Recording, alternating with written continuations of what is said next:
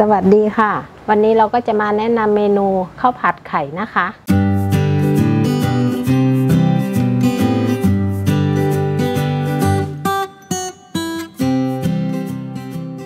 ก่อนที่จะชมขั้นตอนการทำก็ฝากเพื่อนๆกดไลค์กดติดตามแล้วก็กดกระดิ่งแจ้งเตือนด้วยนะคะจะได้ไม่พลาดคลิปใหม่ๆที่พวกเราทำออกมาเพียงสัปดาห์ละ1 ครั้งค่ะ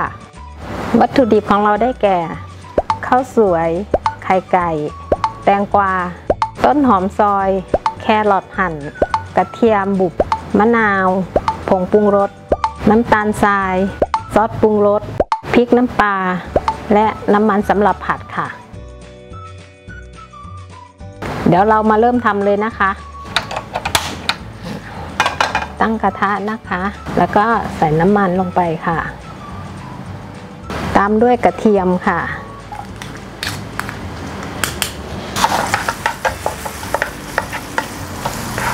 เราก็เจียวกระเทียมให้หอมก่อนนะคะระหว่างที่รอกระเทียมเราก็ตอกไข่ใส่ชามก่อนนะคะ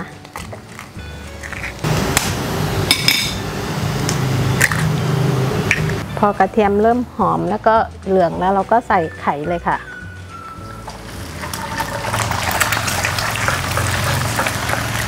ยีไข่ให้แตกนะคะพอไข่เริ่มสุกตามด้วยข้าวสวยเลยค่ะ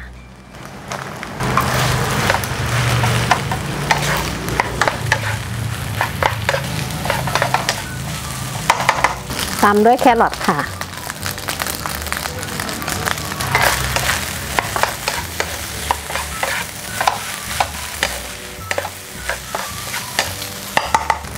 ปรุงด้วยผงปรุงรสนะคะน้ำตาลทรายค่ะซอสปรุงรสค่ะ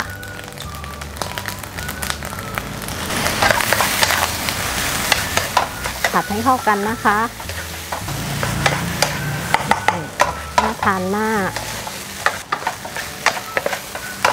เสร็จแล้วตามด้วยต้นหอมซอยนะคะไม่ต้องใส่หมดเอาไว้โรยหน้าด้วย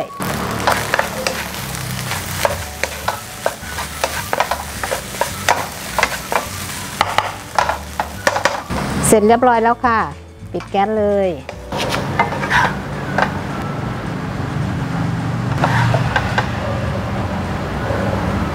ตอนนี้เราก็ตักใส่จานพร้อมเสิร์ฟเลยนะคะใส่มะนาวลงไปนะคะบีบใส่เวลาทานบางทีก็แก้เลี่ยนได้นะคะแล้วก็โรยต้นหอมอีกนิดนึงนะคะเสร็จเรียบร้อยแล้วค่ะข้าวผัดไข่กับพริกน้ำปลานะคะ